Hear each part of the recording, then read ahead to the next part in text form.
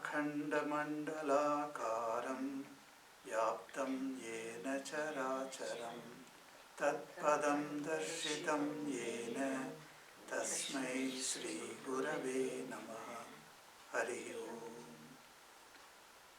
ओम तव कथामृतं तप्तजीवनं कविभिरीडितं कल्मषापहं श्रवणमङ्गलं श्रीमदाततं भुवि गृह्णन्ति ये भूरिदा जनाः। ओम नमो भगवते Shri Ramakrishna. Readings from the Gospel of Sri Ramakrishna, page 137. Brahma devotee. Sir, can't we realize God without complete renunciation? Master, with a laugh. Of course you can. Why should you renounce everything? You are all right as you are, following the middle path, like molasses, partly solid and partly liquid. Do you know the game of nags? There is a note here.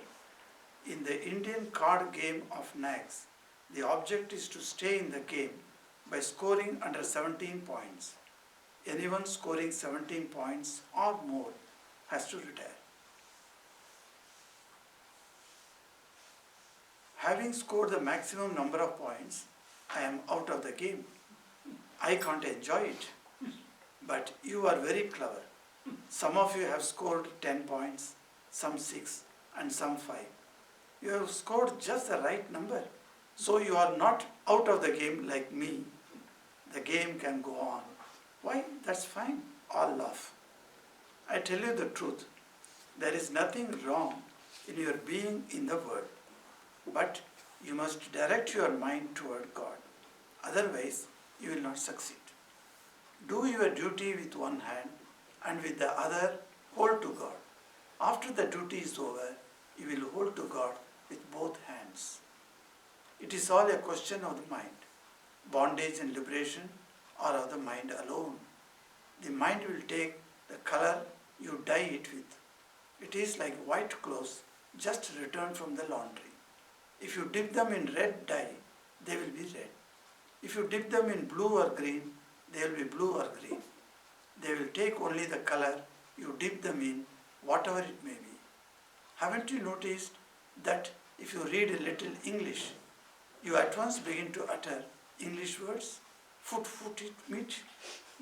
The master was merely mimicking the sound of English.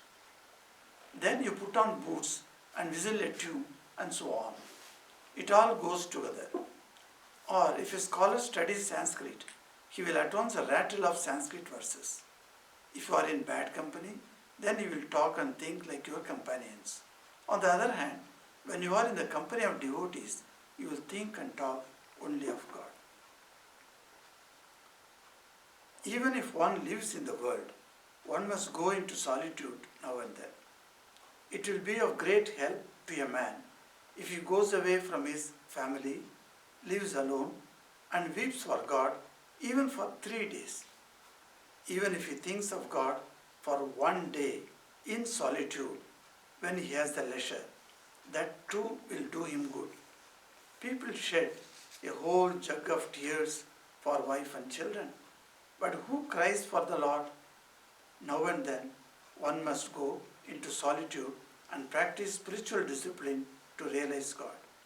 Living in the world and entangled in many of its duties, the aspirant, during the first stage of spiritual life, finds many obstacles in the path of concentration. While the trees on the footpath are young, they must be fenced around. Otherwise, they will be destroyed by cattle. The fence is necessary when the tree is young, but it can be taken away when the trunk is thick and strong. Then the tree won't be hurt, even if an elephant is tied to it. The disease of worldliness is like typhoid, and there are a huge jug of water and a jar of savory pickles in the typhoid patient's room. If you want to cure him of his illness, you must remove him from that room. the worldly man is like the typhoid patient. The various objects of enjoyment are the huge jug of water, and the craving for their enjoyment is his thirst. The very thought of pickles makes the mouth water. You don't have to bring them near, and he is surrounded with them. The companionship of woman is the pickles. Hence, treatment is solitude is necessary. One may enter the world after attaining discrimination and dispassion. In the ocean of the world, there are 6 alligators: lust, anger, and so forth. But you need not fear the alligators if you smear your body with turmeric before you go into the water. Discrimination and dispassion are the turmeric. Discrimination is the knowledge of what is real and what is unreal. It is the realization that God alone is the real and eternal substance, and that all else is unreal, transitory, impermanent. And you must cultivate intense zeal for God. You must feel love for Him and be attracted to Him. The gopis of Vrindavan felt the attraction of Krishna. Let me sing you a song. Listen, the flute has sounded in yonder wood. There I must fly, for Krishna waits on the path. Tell me, friends, will you come along or no? To you, my Krishna is merely an empty name. To me, he is the anguish of my heart. You hear his flute notes only with your ears, but oh, I hear them in my deepest soul. I hear his flute calling, Radha, come out. Without you, the grove is shorn of its loveliness. The master sang the song with tears in his eyes and said to Keshav and the other Brahma devotees, whether you accept Radha and Krishna or not, please do accept their attraction for each other. Try to create that same yearning in your heart for God. Yearning is all you need in order to realize Him. Gradually, the ebb tide set in. The steamboat was speeding toward Calcutta. It passed under the Howrah Bridge and came within sight of the botanical garden. The captain was asked to go a little farther down the river. The passengers were enchanted with the master's words, and most of them had no idea of time or of how far they had come. Keshav began to serve some puffed rice with grated coconut. The guests held these in the folds of their wearing clothes and presently started to eat. Everyone was joyful. The master noticed, however, that Keshav and Vijay rather shrank from each other, and he was anxious to reconcile them. Master to Keshav, look here, there is Vijay. Your quarrel seems like the fight between Shiva and Rama. Shiva was Rama's guru. Though they fought with each other, yet they soon came to terms. But the grimaces of the ghosts, the followers of Shiva, and the gibberish of the monkeys, the followers of Rama, would not come to an end. Loud laughter. Such quarrels take place even among one's own kith and kin. Didn't Rama fight with his own sons, Lava and Kusha? Again, you must have noticed how a mother and daughter living together and having the same spiritual end in view observe their religious fast separately on Tuesdays, each on her own account, as if the welfare of the mother were different from the welfare of the daughter. But what benefits the one benefits the other. In like manner, you have a religious society, and Vijay thinks he must have one too, laughter. But I think all these are necessary. While Sri Krishna, himself God incarnate, played with the gopis at Vrindavan, troublemakers like Jatila and Kutila appeared on the scene. You may ask why. The answer is that the play does not develop without troublemakers. All love. There is no fun without Jatila and Kutila. Loud laughter. Ramanuja upheld the doctrine of qualified non-dualism. but his guru was a pure non-dualist. They disagreed with each other and refuted each other's arguments. That always happens. Still, to the teacher, the disciple is his own. All rejoiced in the master's company and his words. Master to Keshav, you don't look into people's nature before you make them your disciples, and so they break away from you. All men look alike, to be sure, but they have different natures. Some have an excess of sattva, others an excess of rajas, and still others an excess of tamas. You must have noticed that the cakes known as puli all look alike, but their contents are very different. Some contain condensed milk, some coconut kernel, and others mere boiled kalai pulse. All laugh. Do you know my attitude? As for myself, I eat, drink, and live happily. The rest the Divine Mother knows. Indeed, there are three words that prick my flesh: Guru, Master, and Father. There is only one Guru, and that is Satchidananda. He alone is the teacher. My attitude toward God is that of a child towards its mother. One can get human gurus by the million. All want to be teachers. But who cares to be a disciple? It is extremely difficult to teach others. A man can teach only if God reveals himself to him and gives a command.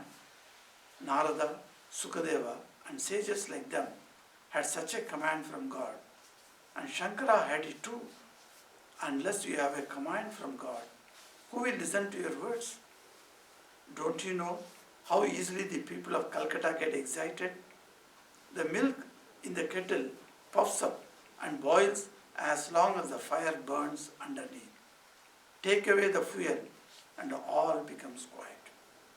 The people of Calcutta love sensations. You may see them digging a well at a certain place. They say they want water.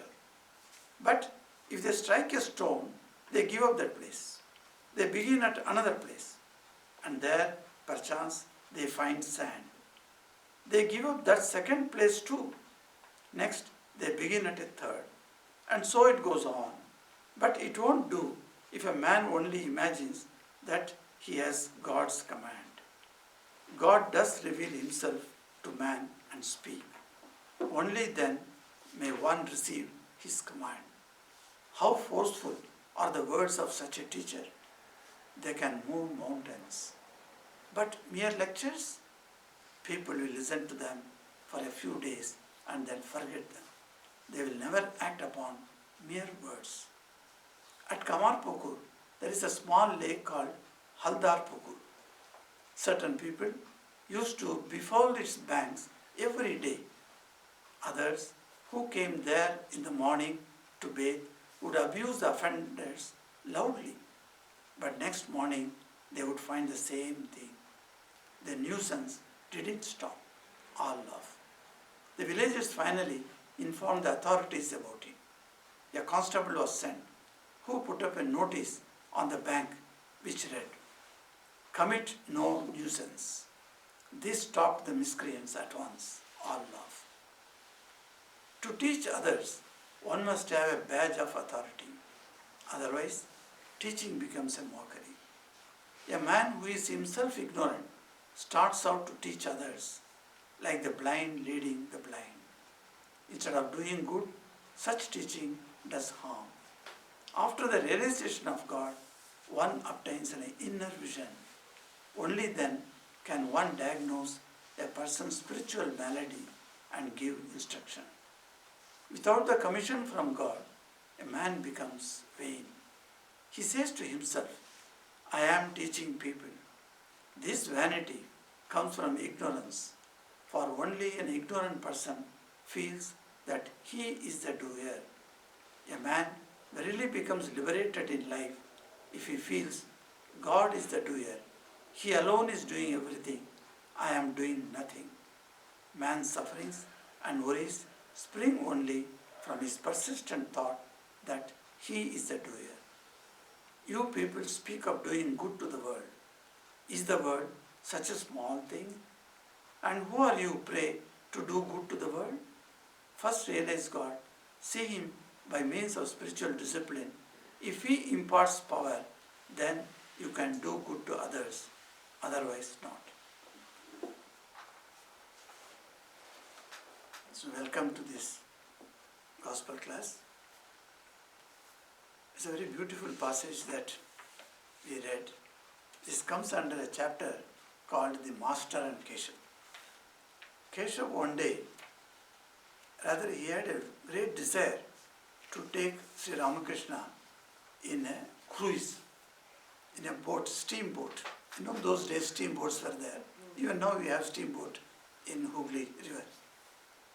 And steamboat travel is very nice. He didn't want to just to enjoy the steamboat travel on the Ganges. How he spiritualized his enjoyment of cruise also is wonderful to note here. Keshav went and asked Master, I am arranging a boat trip, will you please come? Master in a very childlike manner, yes, I am ready to go. So the day was arranged and then Master was taken to the boat. When he was taken out of Dakshineswar room, he was already inebriated, that is the word he uses in English, inebriated with Divine Mother's name. He was only telling Ma Kali, Kali, Kali. And he was inebriated, that means as if he was drunk and he was unable to walk. So two people had to come near him and hold him. And slowly he kept his steps and they took him to the smaller boat in the steps of the ghat. And when he sat on the boat also, they had to hold him. And the boat reached the steamboat, which was little away in the Ganges, the mid-Ganges it was standing there. So, and then after going there, he had to go by a ladder, you see, inside the steamboat. So it was really a problem because he was not in the normal conscious, he was a semi-conscious mood. So slowly he got into that. And then he went and he took his seat there. And that is a beautiful expression. And Yam has absolutely so minutely watched everything around him and he has noted it. So we saw in the previous weeks how Yam has noted all the details, even little bit details, how people were standing outside because there was no seat inside and looking through the windows, waiting for Sri Ramakrishna to come to normalcy. They were all looking at him. When he will come to normal, when he will speak. Because every word of Sri Ramakrishna was so precious for them. So they were all standing there. And then on that day, Vijay also has come there. It is very rare, Vijay just recently left Brahma Samaj and he started his own Brahma Samaj. Even Keshav Sen also left the original Brahma Samaj, started by Ram Mohan Rai. And then he had his own Brahma Samaj. And then it's called a new dispensation. Now is a new dispensation. And then from Keshav, then Vijay also left. Vijay was all there. He was quite happy with Brahma Samaj. But then, before Keshav came to Sri Ramakrishna, Vijay started coming to Sri Ramakrishna. And it was so wonderful. Vijay coming to Sri Ramakrishna was one touch of Sri Ramakrishna was enough. Vijay completely transformed. The person who was telling God has got no form started believing God with form and God as mother also, which was very strange. That God as mother, that concept was not very popular with the Brahma Samaj people. If at all they think a relationship, they can think God as father only, not as mother. Yes, but then here, after coming into contact with Sri Ramakrishna, Vijay completely changed. So Vijay Krishna Goswami was one of the great men. Later also we find how in his place in Dhaka, when he was doing Durga Puja, since Durga Puja started now, Durga Puja, Sri Ramakrishna, he felt Sri Ramakrishna was physically present during the Durga Puja time. So when he saw that Ramakrishna was walking through the garden path and entering the Durga Puja pandal, and he was sitting next to him, he said, this man has cancer and he is lying in the Kashipur in Calcutta how did he come to Dhaka? So he was wondering, he cannot come, and he cannot come alone. Sri Ramakrishna is not in that condition. So somebody must have come with him. Yam had he come, or Naren has come, or Rakal has come. So he was looking for them. None was there. Alone he was there. And he got it. Whether I am having some dream or what. So he went nearby and pinched his thigh. And he felt exact that same flesh and blood of Ramakrishna he could feel. And then he was happy that at that time Durga's mother Arati was starting. So everybody was busy with the Arati, and Arati was over, and Sri Ramakrishna got up and quietly he went back. And Vijay could not understand that. Vijay thought Sri Ramakrishna came and went away. After 1 month, after Diwali, Vijay comes to Calcutta. At that time Sri Ramakrishna is in Kashipur. He was lying on that cot, sick bed. He was there. And Vijay is telling to Naren and others, look Naren, during the Durga Puja this time, on Ashtami day, Sri Ramakrishna came to my place. Naren said, what? What are you talking? We are all here. We were there during Durga Puja. We are serving him. And you say he went to Dhaka. With whom he went? Who took him? No, all those arguments went on. Vijay said, no, I shall not believe your words. He came, I tested him, I pinched him. I found him the same person. Then Naren was stunned. He said, what? How staying here in one place, going to another place and showing himself, shows the omnipresence power of the avatar. Every avatar you see, whether it is Ram or Krishna, we find them that they can take many bodies. Many people can see them at the same time. In Ramayana, Tulsidas gives the description of Ram's return to Ayodhya. You know, after the 14 years of etc. staying in forest, Ram is coming back to Ayodhya. And that is, so all the people in Ayodhya started putting diyas, that means lamps. That's why it's called Diwali. You know? Avali means row. So diya means lamp. So if you keep rows of lights, lamps, it is called Diwali. So Diwali is Diyali. Diya, Avali is Diyali or Deepavali. In pure Sanskrit term, Deepa Avali. Deepavali. So that everybody kept that Diyali. Diyas were kept. And Ram is coming. And his helicopter, you know, that Pushpak Viman, stopped at one place. And from there he got down. Ram, Sita, Lakshman, and Bharat has already reached by the time to Ayodhya. And Hanumanji is there. Everybody is now coming into Ayodhya. The whole Ayodhya, all the people, Tulsidas says, from their houses have come out of their homes and they are rushing to the streets through which Ram is going to pass on to reach his palace.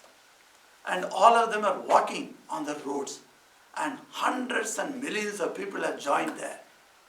And now Tulsidas explains there, except a few old ladies who cannot walk, the rest of the population are on the streets. So much, because they are hankering for Ram's darshan. 14 years he was not with them. And he was about to be the king on that day. On that day, same evening, he got the adesh, you know, the order from his father that he must go to forest. So he has gone, next day he has gone away. Now after 14 years he is coming back. They were all there. So Tulsidas says, each one in the crowd felt that he or she or the child was with Ram. And he explains this way, Ram took multiple bodies. He is not satisfied one person. Everyone felt that they embraced Sri Ram, they touched his feet and they said, hello Sri Ram, they said, and Ram replied to them. Everything, each one had this experience. That means Tulsidas indicates to us an avatar Purusha can take multiple forms. In Krishna's life, you see, one day, one gopi comes and tells Sri Krishna, I want to dance with you on the Purnima night. Okay, there are several Purnimas are coming, they have danced, but this time it's a special dance they are going to have. He said, okay, I will dance with you. Then another gopi is sitting there. She said, well, I will also come on that day, you must dance with me. He said, okay. Like that, to 108 gopis, he told, okay, okay, okay. So all the gopis came together. How it is possible? Krishna will dance with me only, not with you. So they are fighting amongst each other. And then the Purnima came, Sharad Purnima. On that Purnima night, Krishna appeared in 108 forms. And that is the Nidhuvan we say in Vrindavan. Even today, in Nidhuvan, there is, just a minute, they say in the night, that's why you should not go there, they say. Yes. What if they were all different Purnima nights, and before one Purnima night they all fought, and then on 108? Yes, that's how Sri Krishna tried to pacify them. Don't worry, I'll dance with you another Purnima. He said, no. We all want you on that one Purnima. Rash Purnima. It's called Rash. Later it's called Rash Purnima. Before that there was no name. It was just another Purnima. But then since Sri Krishna danced with 108 gopis in 108 forms, so it became a Rasa Purnima. So God can take multiple forms, and He can be present here, He can be present in another place. So that's what we find in Sri Ramakrishna. That's such a beautiful way he proved to this Vijay Goswami. Now this Vijay Goswami, because he became closer to Sri Ramakrishna, and Brahma Samaj, Keshav Sen group has not yet become closer to Ramakrishna yet. And some of the followers of Brahma Samaj, they still having misgivings about Sri Ramakrishna. They used to make fun of Sri Ramakrishna amongst themselves. And only thing, they would not allow their fun to reach the leader, Keshav Sen. Because Keshav Sen in between has become a devotee of Ramakrishna. So that was not liked by some people also. That also another group also was there. So, now since Keshav arranged this boat trip, the steamboat, all of them have come now. Now what happens here, you see, some of the talks here that Sri Ramakrishna started telling, and it's really mind-boggling. He says that one of the Brahma Samaj, a devotee is asking the question, is it necessary to have complete renunciation to realize God? Is it necessary? That is the question asked by him. So, Sri Ramakrishna very beautifully answers this question. He is not telling that you cannot realize without realization. But he is giving a very good hope to the householders. Or particularly, even in householders, amongst householders you find there are many householders who are living with utter detachment. That also I have seen also some householders, devotees. And even in South Africa I have seen some devotees, after 2 children, the husband and wife becomes brother and sister. And that type of, because I asked him, how is it that you have adopted this policy in your life? He said, Sri Ramakrishna has said in the gospel, we are devotees of Ramakrishna, so we must follow what he says. So to the letter they follow. Like that many devotees I have seen. One couple came from Germany to Purulia, and they stayed in our Purulia ashram, and they became volunteers there. And they were living such a pure life. You can actually see them. When they come, it's like Lakshmi Narayana are coming to the ashram, like that you can feel. Such a wonderful couple. So, such purity was there even among the householders, disciples. But Sri Ramakrishna here is telling to those people who are completely attached to the word. If you are attached to the word, yes, you can't realize God. Because there are many steps you have to pass through before realizing God. But if you can hold God by one hand and the family welfare on the other hand, then it is possible to realize God, he says. So, he says, and for that only he is always advising the solitude. He says, 3 days. 3 days may be difficult for many people to go into solitude. Recently we had a retreat. It is called Silent Retreat, and it was 3 days exactly. It was 2 nights, of course, but total 3 days it was. 3 days solitude we had. Friday afternoon it starts, and then till Sunday afternoon. So you come on Friday, Saturday, Sunday, and then afternoon, rather evening, you go back. So this 3 day solitude is something Sri Ramakrishna himself has prescribed, and that's what we are doing here. And it is the second time we are doing in Dalgan Park, is it not? Yes. Of course, Swami Purnananji has been conducting retreats earlier in other places, but he found out this place. It's really a very good place, and we are doing that. So you can see that Sri Ramakrishna here clearly says, go and live in solitude for 3 days. This 3 days, he says, but if you say that I cannot spend 3 days, no, it is not possible for me to become 3 days, then he says, at least 1 day. 1 day in a year can you do? 1 day in a month may not be possible. 1 day in a year can you do? So when our Swami Puranananji, one Maharaj was there in Kanpur, he used to take gospel class. So there's many Kanpur devotees, mostly Hindi-speaking devotees. They were all sitting. One gentleman was inspired to go into solitude. So he came to Puranananji. As I was at that time in Brahmachari in that ashram. He said to our Maharaj, Sri Ramakrishna said 1 day at least. So 1 day I want to come here. But I will come for 3 days. Allow me to stay for 3 days. Will you do it? Generally we don't allow the guest house, for the local people. Even you know that in Belurmat also, the guest house you won't get if you are staying in Calcutta. If you say you are from Ireland, of course they will give you. Even foreign guest house you will get. But if you say you are from Ranchi, they will give you guest house. But not for local people. So the same policy in Kanpur also. But then he wanted, and he was telling his spiritual aspirant, he wants to spend solitude. So Maharaj said, okay, I am allotting 3 days to you. So you go to this Brahmachari, he will arrange your room. So I arranged a room, etc. So he came and stayed. 1 day, full day over. Night passed on. He was so happy on that day. We saw him and he attended the functions, etc., etc., evening arati. And evening our brahmacharis, sadhus, we used to sit after the meals for a reading. What reading will be there? Most of the centers we have that. We have a reading. So that reading, he also attended. And next day morning, the breakfast table, our Bade Maharaj asked him, hey, how was the night? Did you sleep well? He said, for some time I could sleep, but later I got into sleep. Yes, it was okay. And then second day, it was going on. Morning everything went on. He attended the puja also. Everything went on. He had lunch. And then at 4 o'clock our bell goes.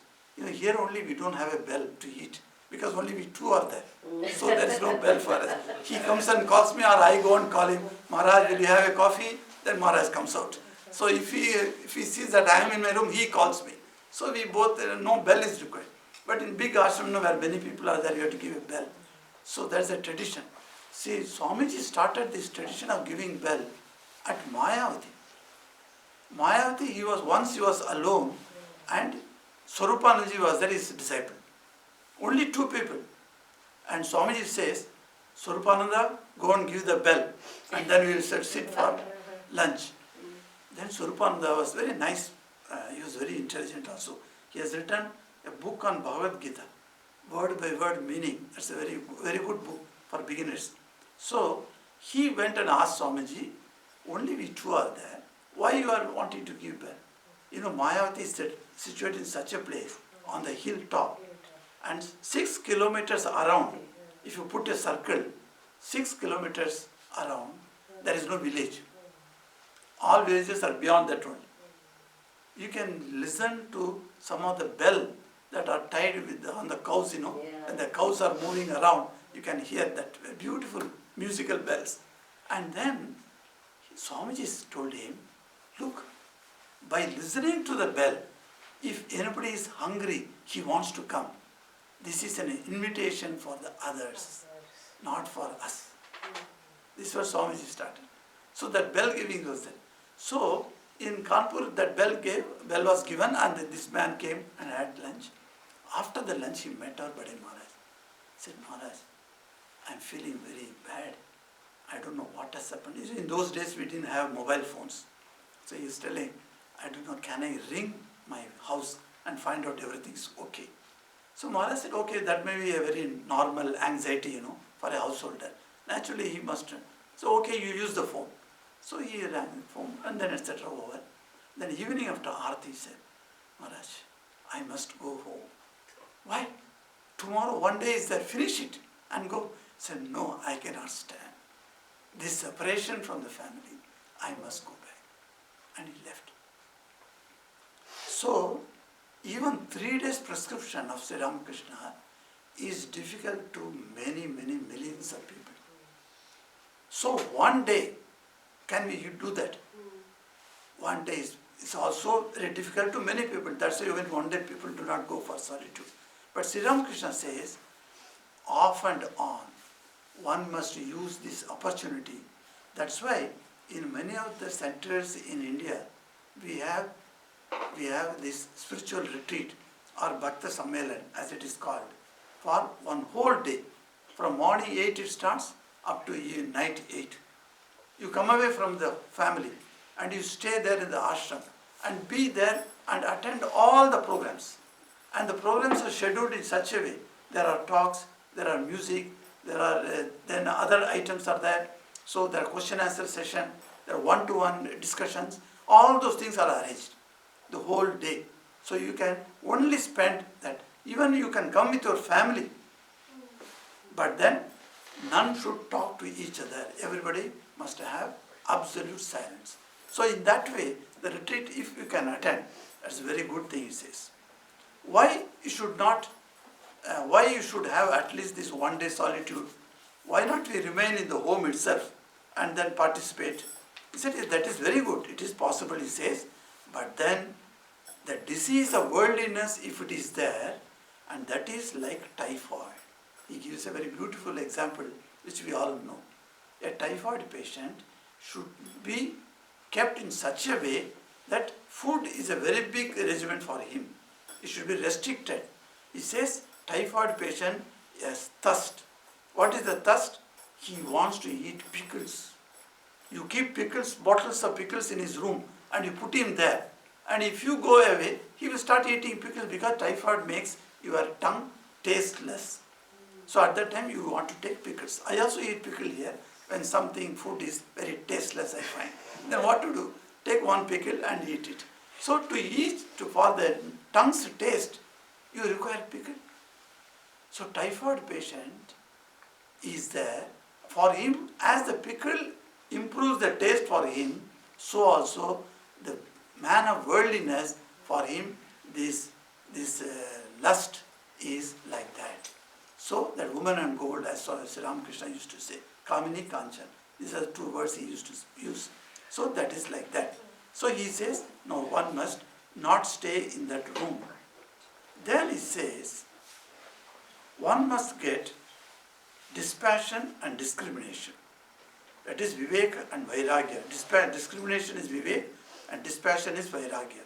Vivek and Vairagya one must have. Says, if you want to jump into the river, there you find 6 alligators. Alligators are form of crocodiles. So 6 crocodiles are there. Kama, Krodha, Moha, Mada, Lobha, Matsarya. So all the 6 crocodiles are there. So he says lust, anger and so forth. But you need not fear the crocodiles. If you smear your body with turmeric, this is something, of course, I have never tried this. To go before the crocodiles with the turmeric powder. But then it's very interesting. Somebody must try, I think, and should find out. But it's very interesting, he says. You have to have waterproof turmeric. Waterproof turmeric. No, but a crocodile can tear it off. So it is bulletproof, something like that we must need. Snap decision. Yes. So the turmeric acid says, put it the turmeric, smear your turmeric and then jump into the water. Crocodile will just go away from you. They won't come near you. Then what is this turmeric acid? He says, discrimination and dispassion. Vivek and Vairagya are the turmeric powder. Okay, now I have got it, so I have smeared my body and then jump into the water. What is discrimination? Viveka, discrimination is the knowledge of what is real and what is unreal. It is the realization, now he is explaining that, real and unreal. What is the term real and unreal?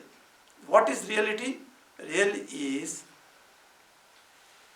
that God alone is the real and eternal substance, and that all else is unreal, transitory, impermanent. There are different words, unreal, transitory, impermanent, but you can understand that. But nothing is solid and nothing is going to be ever. So in this word, everything is transitory. Everything is coming, and transitory means transit, means traveling. So going and coming, going and coming. That is what transitory. Impermanent. Impermanent means nothing is permanent. So it's whatever you see in this world, one day as it has come, it will go away. So that is called impermanency. And another thing is unreal. Because today it is there, tomorrow it is not there. So what do you call it real? A real thing must be remaining for in all the three kalas. That is past, present and future. 3 times. If anything is there existing on all the 3 times, then it is real. If any one period it is absent, then it is called unreal. So this world is like that. The world is unreal and it is transitory and it is impermanent. How many worlds have come before? This is Kali Kal we say, and Kali Yug we say. Before that 3 yugs were there. And before the 3 yugs, there was Mahapralaya. And before the Mahapralaya, there were again the 4 yugas were there. So these 4 yugas are like a cyclic order. They are coming and coming and coming and coming. And like that, 14 cyclic yugas pass on. It is a half day for Brahma, they say. So our timings and the others' timings are so different. You know, yesterday was Mahalaya. It was a wonderful day. Devi Paksha started. But which Paksha ended? Pitru Paksha ended. So Mahalaya Tarpan is very important for Hindus. On that whole year, even if you don't think of your Purvaj, that is your forefathers, on Mahalaya day, if you do a Tarpan, you will satisfy the forefathers. Tarpan means it comes from the word Tripti. Tripti means satisfaction. Tript. So from that word Tarpan has come. So the Tarpan is a must.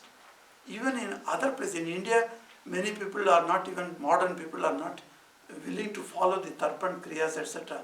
But I was stunned to see in South Africa and Singapore. People are still, they have left India long back. 3 generations before they left. But they are holding on to these practices even now. So during this Pitru Paksh, they do Tarpan every 3 days once, or on the Mahalaya day. And then even from today onwards, I was surprised when I first went to, because in India, I never heard from any devotee that for 9 nights they are fasting during Durga Puja. But there in South Africa, I saw Navaratri, 9 nights they are fasting. In Bengal you will not, but if you go to Rajasthan, North Yes, India, you will find Rajasthan, UP, and South India also. So they fast. So the Navaratri time is such things they are holding it on, you see. The culture is still kept in foreign countries rather than in our own country. That's a very sad thing. But then now the more and more as people are getting enlightened about the religious practices, and also by studying Vedanta, that's why Vedanta helps us, it tries to give you the meaning for all these types of practices. So when you understand that, then you get, there is something in this, let me practice this. Today one gentleman came in the morning, he is practicing this Navaratri Upas, that is fasting. So Swamiji asked him, why are you fasting? He said, to gain power over the control of my mind, I am fasting, he said. You see, such ideas are there. So slowly they are trying to understand, yes, fasting is doing good to me, so that they are practicing it. So several practices are there which are going away in India. Now they are coming back also. So that's one good thing, it's a happy thing. So Sri Ramakrishna says, you must cultivate intense zeal, and then you must feel love for him and be attracted to him. So that's why he sang a song of the Radha. See Radha. Then after talking about Radha, Master sang the song with tears in his eyes. Whenever this bhava comes, this mood comes, Sri Ramakrishna used to go in tears, definitely. And then he said to Keshav and other Brahma devotees, the Brahma devotees who are critical about Hindu gods and goddesses. They were also Hindus, but then they are called Navavidhan, so they never believed in Radha and Krishna, etc. They said these are all Puranic, all imaginary things. So let us, a figment of imagination, that's the word they use. So immediately Sri Ramakrishna looked at them. He is in tears and they will be making fun of him. So he looked at them and then how he correctly puts the words. Whether you accept Radha and Krishna, he knew their minds. Some of the fellows who were sitting there, they were not accepting Radha and Krishna. Or not, please do accept their attraction for each other.